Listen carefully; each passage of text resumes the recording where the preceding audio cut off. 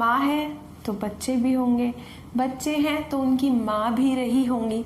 ये क्या बोल रही हूँ मैं, मतलब मैथ्स की क्लास चल रही है और ये मैं क्या बोल रही हूँ। I tell you everything. Let me introduce myself first. मैं हूँ हिमांशी भाटिया और हम करने वाले हैं ये बाप चैप्टर, जो कि बच्चों को बहुत मुश्किल लगता है। Chapter number 7 integration class 12th का। So what I was talking कि अगर एक रिलेशनशिप है जो यहाँ से यहाँ है तो वो यहाँ से यहाँ भी कुछ ना कुछ होगा। जैसे कि 4 का स्क्वायर होता है 16, तो 16 का रूट होता है 4, स्क्वायर रूट, एक रिलेशनशिप है, राइट। ऐसे ही अगर आप ये बात जानते हैं कि एक्स स्क्वायर का डेरिवेटिव है 2x, तो मैं अगर सिर्फ इतना बता दूं कि देखो बच्चों ये लिखा हुआ है 2x और ये किसी का डेरिवेटिव है, तो तुम कहोगे हाँ हमने पिछला चैप्टर जो था डेरिवेटिव्स उसमें हमने पढ़ा था चैप्टर 6 के अंदर कि 2x जो होता है वो एक्स स्क्वायर का डेरिवेटिव होता है। That means if 2x is the derivative there was definitely a function. पक्की बात है कि कोई ना कोई एक ऐसा फंक्शन था जिसका डेरिवेटिव करने के बाद 2x आया, तो उसका भी कुछ नाम होगा। अगर ये डेरिवेटिव है तो वो एंटी डेरिवेटिव। तो ये एक रिलेशनशिप है जो कि हम देखते हैं। इंटीग्रेशन को समझने के लिए इतना समझना फिलहाल के लिए बहुत है कि इंटीग्रेशन जो है वो डेरिवेटिव की इनवर्स प्रोसेस या ये कह लो रिवर्स प्रोसेस, उल्टा हो रहा है। डेरिवेट करने का मतलब होता है, डिफरेंशिएट करने का मतलब होता है छोटे छोटे टुकड़ों में बांटना, और इंटीग्रेट करने का मतलब होता है छोटे छोटे टुकड़ों को जोड़ के कुछ बनाना। ये चीज़ें अभी तुम्हें ढंग से समझ में नहीं आएंगी, लेकिन जब एप्लीकेशन ऑफ इंटीग्रेशन पढ़ेंगे, आगे आगे बात करेंगे तो समझ में आएगा। फिलहाल सिर्फ इतना ध्यान रखो कि इस चैप्टर के अंदर आपको 2 मेन चीज़ें पढ़नी है। पहला एंटी डेरिवेटिव्स फाइंड करना, और दूसरा कोई अगर कर्व दे रखा है, कोई ग्राफ दे रखा है तो उसके नीचे जो एरिया बन रहा है। देखो तुम कहोगे कि हमें एरिया निकालने आते हैं, लेकिन अगर आप हमें ऐसी फिगर्स दो कि सर्कल दे दो, स्क्वायर दे दो, ट्राइंगल दे दो, इनके एरिया हम निकाल सकते हैं। लेकिन ये जो आड़ा टेढ़ा सा ग्राफ है, ये जो आड़ी टेढ़ी लाइन है, इसके नीचे जितना भी शेडेड एरिया बन रहा है ये हम कैसे निकालेंगे, तो उसमें भी मदद करता है इंटीग्रेशन, वो भी हम पढ़ेंगे। तो फिलहाल फर्स्ट पॉइंट पे आते हैं कि एंटी डेरिवेटिव कैसे हम फाइंड करते हैं। उसके अलग अलग मेथड हैं। तो फर्स्ट एक्सरसाइज में एक मेथड आपको बताया जाएगा कि आप कैसे इंटीग्रेट करो या एंटी डेरिवेटिव फाइंड करो। आगे जाने से पहले एक छोटी सी बात, एंटी डेरिवेटिव, इंटीग्रल और प्रिमिटिव फंक्शन, ये 3 टर्म्स हैं 7.1 से पहले। तो अगर किसी को कंफ्यूजन है मैं बता दूं, भाई घबराओ मत, कंफ्यूज मत हो, ये भाई बहन है तीनों। डेरिवेटिव से पहले जो था, डेरिवेटिव करने से पहले जो था प्रिमिटिव, पुराना, उसको हम एंटी डेरिवेटिव भी बोल देते हैं, प्रिमिटिव फंक्शन भी बोलते हैं, और इंटीग्रल भी उसका फैंसी नाम है। तो इसको निकालते कैसे वो तो तुम सीख लोगे, लेकिन पहले लिखने का तरीका देख लो। जैसे हम बताते हैं कि 2 ट्राइंगल कॉन्ग्रेंट कब होंगे, लेकिन उससे पहले हम ये जानते हैं ना कि 2 ट्राइंगल कॉन्ग्रेंट है तो उसको लिखते कैसे हैं। तो एक बार इंटीग्रल को लिखने का तरीका समझ लो, और एक कांस्टेंट ऑफ इंटीग्रेशन होता है, वो क्यों होता है, क्या होता है, वो भी देख लो। देखो जब हम डेरिवेटिव करते हैं, एक्स स्क्वायर का डेरिवेटिव होता है 2x, ठीक है, सब जानते हैं, राइट। तो यहाँ पे सीधा सीधा तुमने ऐसे लिख दिया। अब अगर तुम इसकी रिवर्स प्रोसेस लिखना चाहते हो कि 2x को इंटीग्रेट करोगे तो एक्स स्क्वायर आएगा, तो उसको हम इस तरीके से लिखते हैं। ये लंबे से जो सांप से बने हुए होते हैं ना, ये अजीब सी सिंबल होती है, ये इंटीग्रल की सिंबल होती है। इंटीग्रल ऑफ व्हाट, किसका इंटीग्रल कर रहे हो, 2x का कर रहे हो, सही बात है। जैसे यहाँ पे dx नीचे था, यहाँ पे 2x ऊपर आ जाएगा और यहाँ पे आ जाएगा हमारा आंसर। लेकिन बहुत इंपॉर्टेंट चीज याद रखना, आंसर के साथ हमेशा ये चिपकाओगे। क्या है ये है कांस्टेंट। ऑब्वियसली वो तो हमें पता ही है कांस्टेंट है, लेकिन कौन सा कांस्टेंट है, ये कांस्टेंट ऑफ इंटीग्रेशन। अब तुम कहोगे भाई ये क्या भला है, ये क्यों लगा रहे हो कांस्टेंट। तो एक छोटी सी बात बताओ, 2x किसका डेरिवेटिव होता है? एक्स स्क्वायर का होता है। अगर मैं बोलूं कि एक्स स्क्वायर प्लस 1 का डेरिवेटिव करो तो क्या आएगा? 2x आएगा। अगर मैं कहूँ एक्स स्क्वायर प्लस 2 का डेरिवेटिव करो तो क्या आएगा? 2x आएगा। अगर मैं कहूँ एक्स स्क्वायर प्लस 3 का डेरिवेटिव करो तो भी 2x आएगा। भाई एक्स स्क्वायर का डेरिवेटिव 2x और 3 का डेरिवेटिव 0, यानी कि 2x का इंटीग्रल करने पर हमें सिर्फ एक्स स्क्वायर नहीं मिलता, एक्स स्क्वायर के साथ कुछ कांस्टेंट भी मिल सकता है। हो सकता है कि सिर्फ एक्स स्क्वायर हो तो c की वैल्यू 0 हो जाएगी। इतना तो मैं अभी समझ में शायद नहीं आ रहा होगा, लेकिन जब हम इंटीग्रेट करते हैं तो हमें कांस्टेंट लगाते हैं, क्योंकि हम जानते हैं कि जब हम इसका वापस से डेरिवेटिव करेंगे ना तो ये कांस्टेंट 0 बन जाएगा। तो हम यहाँ पे अज्यूम करके चलते हैं कि कुछ हो सकता है, नहीं भी हो सकता। तो constant of integration we have to add, it is very much important. साथ साथ चीजें दिमाग में बैठेंगी भी as we go along the exercises, questions चीजें दिमाग में बैठ भी जाएंगी, समझ भी आएगा। फिलहाल बस इतना ध्यान रखना कि अगर 2x का इंटीग्रल करने पर एक्स स्क्वायर आता है, साथ में आप c चिपकाओगे, और यही एक्स स्क्वायर प्लस c जो है इसके अलग अलग नाम है। इसको हम एंटी डेरिवेटिव भी बोल सकते हैं, इसको हम इंटीग्रल भी बोल सकते हैं, जो हम पूरे चैप्टर में बोलेंगे, और प्रिमिटिव फंक्शन भी बोल सकते हैं। ठीक है, तो इसका ये फैंसी नाम जो इंटीग्रल है ये हम पूरा टाइम इस्तेमाल करेंगे इस चैप्टर में। So that's it for way of writing. अब हम चलते हैं कुछ एग्जाम्पल की तरफ। देखो फर्स्ट एग्जाम्पल तुम्हारी बुक का, उसका फर्स्ट पार्ट है, लिखा हुआ है cos 2x। अगर तुम्हें बोला है कि इसको इंटीग्रेट करो, या जो भी तुम्हारे उसमें क्वेश्चन में लिखा होगा कि फाइंड द एंटी डेरिवेटिव या फाइंड द प्रिमिटिव फंक्शन, इसका मतलब तुम्हें वो चीज़ फाइंड करनी है, वो फंक्शन फाइंड करना है जिसका डेरिवेटिव करने के बाद हमें ये मिलता है। बताया था ना कि अगर वीडियो की स्टार्टिंग में क्या बोला था कि अगर माँ है तो उसके बच्चे हैं, बच्चे हैं तो उसकी माँ है, तो समझ लो तुम्हें इसकी माँ फाइंड करनी है। ठीक है, तो ऐसा क्या है जिसका डेरिवेटिव करने पे कॉस आता है? अगर तुम्हें याद है, अगर तुमने थोड़ा सा भी दिल लगा के चैप्टर नंबर 6 किया था तो तुम्हें पता था कि साइन का डेरिवेटिव करने पे कॉस आता है, साइन का डेरिवेटिव करने पे कॉस आता है, तो कॉस को इंटीग्रेट करने पे क्या आएगा? साइन आएगा। लेकिन बात तो ये है कि साइन एक्स का डेरिवेटिव कॉस एक्स होता है, यहाँ पे कॉस 2x लिखा हुआ है। इसका मतलब हमें वहां पे भी साइन 2x लेना चाहिए था। तो हम क्या बोल सकते हैं कि साइन, चलो पहले साइड में करके देखें, साइन 2x का डेरिवेटिव क्या होता है? कॉस 2x होता है कि साथ में कुछ और भी होता है? साथ में 2 भी होता है। साइन 2x का डेरिवेटिव होता है cos 2x इंटू में 2। पता है क्यों? क्योंकि तुम्हें याद होगा जब हम डेरिवेटिव करते थे साइन का cos कर दिया, साथ में जो इसके अंदर लिखा हुआ होता है, साइन के अंदर 2x लिखा होता है, इसका भी डिफरेंशिएशन करते हैं। 2x का डेरिवेटिव 2 होता है ना, तो वो जो डिफरेंशिएट करके आता है वो हम यहाँ पे मल्टीप्लाई कर देते हैं राइट साइड पे। तो इसका मतलब अगर तुम्हें साइन 2x का पूरे का डेरिवेटिव 2 इंटू कॉस 2x मिल रहा है तो cos 2x का इंटीग्रेशन मिल जाएगा। इस 2 को नीचे ले जाओ, इंटीग्रल मिल जाएगा, यहाँ से डेरिवेटिव हटा दिया, इंटीग्रल बना दिया। नहीं समझे? दोबारा देख लो, यहाँ पे आप बोलोगे कि एज, गलत मार्कर हाथ में आ जाता है बार बार। देखो एज, ये कथा छोड़ते हैं, टाइम है नहीं हमारे पास। साइन 2x का डेरिवेटिव होता है 2 into cos 2x। So simple सी बात है, इंटीग्रल किसका? cos 2x का। याद करो इसके साथ लिखने को कुछ बताया था, dx। dx लिखते हैं साथ में, कितना हो जाएगा? ये जो 2 था यहाँ पे उसको डिवाइड कर देंगे वहां जाके, तो हमारे पास आ जाएगा साइन 2x अपॉन 2। याद करो एक इंपॉर्टेंट चीज बताई थी, c हमेशा ऐड करना है। c क्या है? Constant of integration. जिस तरीके से मैं ये बता रही हूँ कि 2 उधर ले जाके डिवाइड कर दो, ये कोई लॉजिक नहीं है इंटीग्रेट करने का।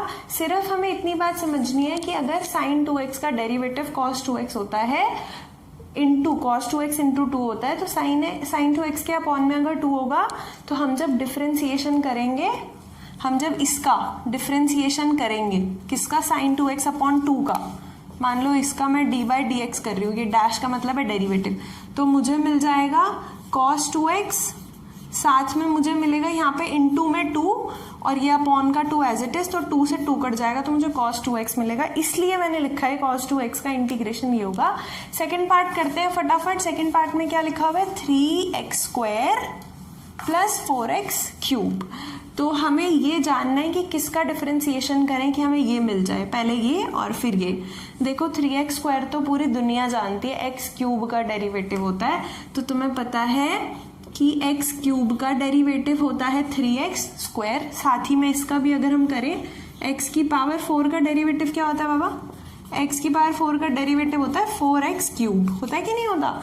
तो 4x³ का इंटीग्रेशन करने पे हमें ये मिलना चाहिए, x की पावर 4, दोनों को प्लस कर दिया, क्योंकि डिफरेंशिएशन में क्या होता है, प्लस के अंदर टूट जाता है। अगर दिस प्लस दिस का डेरिवेटिव है तो इसका आंसर क्या आएगा, इसका डेरिवेटिव प्लस इसका डेरिवेटिव। तो हम बोलते हैं कि भाई इसका डेरिवेटिव जो है वो है 3x² प्लस 4x³। इसका मतलब क्या हो जाएगा कि integration of what, integration of this thing लिख देते हैं 3x² प्लस 4x³, साथ में हम मल्टीप्लाई करेंगे dx और इधर हम लिखेंगे हमारा आंसर x³ प्लस x की पावर 4 और प्लस में ये इंपॉर्टेंट वाली चीज कांस्टेंट ऑफ इंटीग्रेशन। ठीक है, अब लास्ट क्वेश्चन ये, अब तुम्हें ये पता होना चाहिए कि किसका डेरिवेटिव करके 1/x आता है। मैं बता दूं log x का डेरिवेटिव होता है 1/x, है ना, किसका डेरिवेटिव करके हमें ये मिला। लेकिन प्रॉब्लम यहाँ पे ये आएगी कि तुम, हो सकता है तुम्हारे दिमाग में ये क्वेश्चन आ रहा हो कि यार हमें हर टाइम थोड़ी ना ये रटते बैठेंगे कि किसका डेरिवेटिव करके गया है, बार बार हमें ये सोचना पड़ेगा। तो सही बात है, तो हमें ये भी याद होना चाहिए ना कि 1/x का इंटीग्रेशन क्या होता है, या फिर इसका इंटीग्रेशन करना हो तो बार बार मैं ये सोचने थोड़ी ना बैठूंगी कि किसका डेरिवेटिव करके ये मिला है। तो उसके लिए हमारे पास एक टेबल है जो आपके एनसीईआरटी में गिवन है, वो मैं अभी यहाँ पे लगा दूंगी फोटो, पहले ये देख लो। सिंपल सी चीज हमें पता है, as differentiation of log x is equal to 1/x, integration of 1/x साथ में dx कितना हो जाएगा, x प्लस सी, बात खत्म। ओ सॉरी, x प्लस सी नहीं, log x प्लस सी, सॉरी, log x प्लस सी। ठीक है जी, तो ये हमारा आंसर आ गया। अब हमें ये चीज़ें दिमाग में बैठाने के लिए थोड़ा सा रटना नहीं, थोड़ा सा लर्न करना पड़ेगा। सोफिस्टिकेटेड वर्ड फॉर रटना, थोड़ा सा लर्न करना पड़ेगा।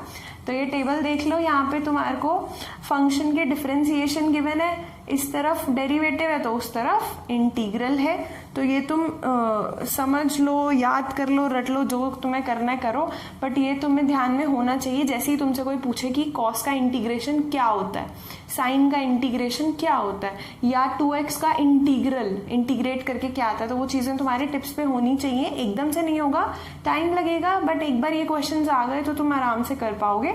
सो please pause the video, have a look at this table, try to jot down, try to note down the integrals, ताकि आपको याद रहे। इसको ना अलमारी पे चिपका देना, फोटो लगा देना अलमारी पे, फॉर्मूले लिख के देखते रहना, रोज रोज याद हो जाए। ये आपकी बुक का सेकंड एग्जाम्पल है। इसका first part x³ minus 1/x² लिखा हुआ है। तो यहाँ पे आप कह रहे हो, मतलब हम देखते हैं कि एक न्यूमरेटर है, एक डिनोमिनेटर है, एक अंश है, एक हर है, और हम समझ नहीं पा रहे कि हम इसको इंटीग्रेट कैसे करें। तो सबसे पहली बात आप क्या करो, एलसीएम तोड़ दो, इनको अलग अलग कर लो। मतलब कि x³ अलग कर लो, -1/x² अलग कर लो। आप कहोगे कि यार हम ये क्यों करें, रीजन अगर जानना चाहते हो तो याद रखो, जब हम डिफरेंशिएशन करते हैं तो हमें, मान लो ये x² लिखा है, ये x³ लिखा है, हम क्या करना चाहते हैं, डिफरेंशिएशन करना चाहते हैं। तो हम दोनों का अलग अलग डिफरेंशिएशन करते थे, यानी कि हम ये कह सकते हैं कि डेरिवेटिव जो है प्लस में टूट जाता है। ऐसे ही डेरिवेटिव का उल्टा प्रोसेस, यानी कि इंटीग्रेशन भी प्लस में या माइनस में, यहाँ पे माइनस भी हो तो भी सेम ही बात होती है ना, तो अलग अलग हो जाता है। इसलिए मैंने ऐसा किया कि मेरे पास दो अलग अलग टर्म्स आ जाएं और इजीली मैं अपना काम कर पाऊँ। तो अब मैंने इनको अलग अलग जब किया तो यहाँ पे इसको हम रीराइट कर देते हैं। x³ को मैं क्या लिख सकती हूँ, x लिख सकती हूँ। आप चाहें तो अगले स्टेप में लिखें, मैं इसी में इसको x बना रही हूँ। तो मेरे पास ये आ जाएगा x और -1/x का पावर 2। ठीक है, अब याद रखो मैंने आपको बताया कि हम बार बार ये चीज़ नहीं सोच सकते कि किसका हम डिफ्रेंसिएशन करें कि हमारे पास ये आए। बार बार थोड़ा ना यार ऐसे सोचते रहेंगे, तो उसके लिए हमारे पास ये टेबल है। इस टेबल को आप देखो, पढ़ो, समझो, याद करो, अलमारी पे इसका फोटो चिपका दो ताकि फॉर्मूले आपके दिमाग में बैठे। मैं अगर ये जानना चाहती हूँ कि मैं x का इंटीग्रेशन निकालना चाहती हूँ तो मैं बार बार नहीं सोचूंगी कि किसका डेरिवेटिव करके x मिला, तो मैं फॉर्मूला लगाऊंगी।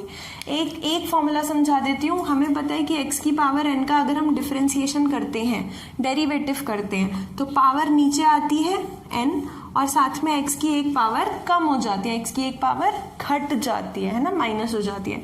उसी तरीके से अगर हम x की पावर n का इंटीग्रेशन करना चाहते हैं तो सेम ऐसे जैसे लिखा है इसका उल्टा हो जाएगा, इसकी उल्टी कहानी। पावर जो है x के साथ n+1 हो जाएगी। यहाँ पे कम हुई थी, यहाँ पे ज्यादा हो गई। यहाँ पे n से हमने मल्टीप्लाई किया था, लेकिन यहाँ पे हमें n+1 से डिवाइड करना है। एक ज्यादा, थोड़ा सा हमें पावर बढ़ानी है और उसको नीचे लाना है। एग्जाम्पल से बताऊं तो अगर मैं x की पावर 2 का इंटीग्रेशन करना चाहती हूँ, dx लगाना नहीं भूलना, ठीक है। x² का इंटीग्रेशन करना चाहती हूँ तो x की पावर 2+1 हो जाएगी, एक पावर बढ़ जाएगी 2+1, यानी कि x की पावर 3, और नीचे भी वही सेम नंबर 2+1 आ जाएगा। मतलब इसका आंसर x² का इंटीग्रेशन करके हमारे पास आएगा x³/3, है ना। तो इस एक फॉर्मूले से, ये वाला जो एक फॉर्मूला है, इसकी मदद से हम ये वाला क्वेश्चन आराम से कर सकते हैं। ऐसे ही अलग अलग फॉर्मूले से अलग अलग क्वेश्चन हो जाएंगे। तो अब हम क्या करना चाहते हैं, इंटीग्रेशन करना चाहते हैं किसका, x माइनस ये जो 1/x² है, इसको मैं x की पावर -2 भी तो लिख सकती हूँ यार बहुत आराम से। तो x की पावर -2 लिख देते हैं, थोड़ी सी जगह बच जाएगी। साथ में dx जरूर लगाना है, ये dx साथ में इंटीग्रल के मुफ्त में आता है, इसको लगाना मत भूलना। तो अब हम माइनस में इंटीग्रेशन अलग अलग कर सकते हैं। तो यहाँ पे हम लिख देंगे इंटीग्रेशन x का अलग कर लो और माइनस इंटीग्रेशन x की पावर -2 का अलग कर लो, है ना। तो अब x का इंटीग्रेशन करोगे, ये वाला फॉर्मूला लगाओ। x की पावर कितनी है यहाँ पे, n की जगह पे यहाँ क्या लिखा हुआ है, x की पावर कुछ नहीं है मतलब 1 है, तो x की पावर 1 dx का फॉर्मूला क्या होगा, x की पावर 1+1, क्योंकि n का वैल्यू 1 है। डिनोमिनेटर में भी सेम चीज 1+1, तो ये कितना आ गया, x की पावर 2 और अपॉन में 2। इसका मतलब x का या x की पावर 1 का इंटीग्रेशन करने के बाद हमें मिलता है x²/2, लेकिन एक इम्पॉर्टेंट चीज नहीं भूलनी जो कि है +c, कांस्टेंट ऑफ इंटीग्रेशन। तो हमें मिल जाता है यहाँ से x²/2 +c माइनस, जब माइनस लगता है तो हमें ब्रैकेट ओपन करना चाहिए ना। जैसे समाज में महिलाओं की इज्जत करनी चाहिए, वैसे मैथ्स में ब्रैकेट की इज्जत करनी चाहिए, मैं हमेशा बोलती हूँ, क्योंकि ब्रैकेट के बाहर अगर माइनस हो गया ना तो पूरा खेल माइनस हो जाएगा। सो x की पावर -2 है, तो इसका मतलब n का वैल्यू अब क्या हो जाएगा, सेम फॉर्मूले में -2। तो यहीं पे पुट करके देख लेते हैं, n की जगह पे -2, इस यहाँ पे भी राइट हैंड साइड पे n की जगह पे -2 अपॉन में -2+1, सेम चीज। तो ये कितना बन गया, -2+1 कितना होता है, -1 होता है। तो x की पावर -1, x की पावर -1 और अपॉन में भी -1, अपॉन में माइनस कभी रहता नहीं है, हमेशा ऊपर आ जाता है। तो ये हो गया x की पावर -1 के साथ एक माइनस और साथ में कांस्टेंट ऑफ इंटीग्रेशन। तो यहाँ पे हम लिख देंगे -x की पावर -1 +c। तो इसकी अब जो है खिचड़ी सारी सॉल्व कर लो, कितना मिल जाएगा, x²/2 माइनस प्लस हो गया x की पावर -1 और साथ में कांस्टेंट ऑफ इंटीग्रेशन। खत्म करो ना यार, दो कांस्टेंट मिला के या घटा के भी आंसर कांस्टेंट ही आएगा। तो ये हमारा आंसर हो गया। समझे बात की नहीं समझे, एक फॉर्मूला इस्तेमाल किया तो एक क्वेश्चन हो गया। ऐसे ही अपनी जो लिस्ट है बुक की वो देखो और उससे अलग अलग एग्जाम्पल के अलग अलग पार्ट्स होंगे। फिलहाल मैं वीडियो को यहाँ पे ख़त्म कर रही हूँ, लेकिन जो भी एग्जाम्पल है, जो भी क्वेश्चन है, आप ट्राई करो। नहीं होंगे तो मैं तो हूँ ही ना, कोई दिक्कत आएगी तो we will do those question. So I hope कि अभी कुछ आइडिया तुम्हें लग गया हो। सो धन्यवाद कि आपने वीडियो देखी। कुछ कहना, बताना, पूछना चाहते हो तो कमेंट सेक्शन में मोस्ट वेलकम है। So take care of yourself, keep smiling, bye bye.